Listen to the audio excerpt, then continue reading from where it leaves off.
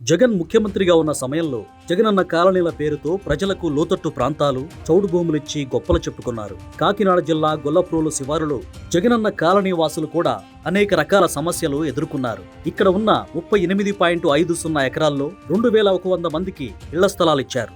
ఈ కాలనీకి వెళ్లే మార్గంలో సుద్దగెడ్డ వాగు ఉంది. 2024 సెప్టెంబర్లో వచ్చిన వరదలకు కాలనీకి వెళ్లే దారి మునిగింది. ఆసుపత్రులకు వెళ్లాల్సిన గర్భిణులను సైతం పడవల్లో తీసుకువెళ్లాల్సిన పరిస్థితి ఏర్పడింది.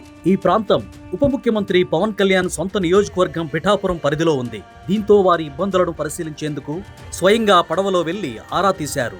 వాగుపై వంతెన నిర్మిస్తామని హామీ ఇచ్చారు. 16 నెలల్లో 3 కోట్లతో వంతెన నిర్మాణం పూర్తి చేసి కాలనీ వాసులకు కానుకగా ఇచ్చారు. 16 నెలల క్రితం పడవలో అక్కడికి వెళ్లిన పవన్ కళ్యాణ్ తాజాగా వాహనంలో వచ్చి వంతెనను పరిశీలించారు.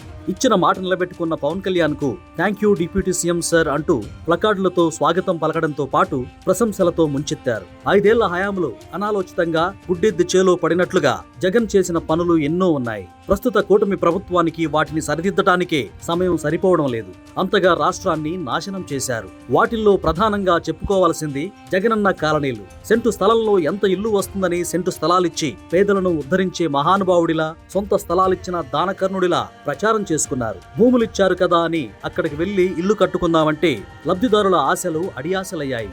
వారి ఇబ్బందులను దృష్టిలో ఉంచుకొని ముఖ్యమంత్రి చంద్రబాబు అధికారంలోకి రాగానే గ్రామాల్లో 150 గజాలు, పట్టణాల్లో ఉండేవారికి 100 గజాల చొప్పున ఇంటి స్థలాలు కేటాయించారు.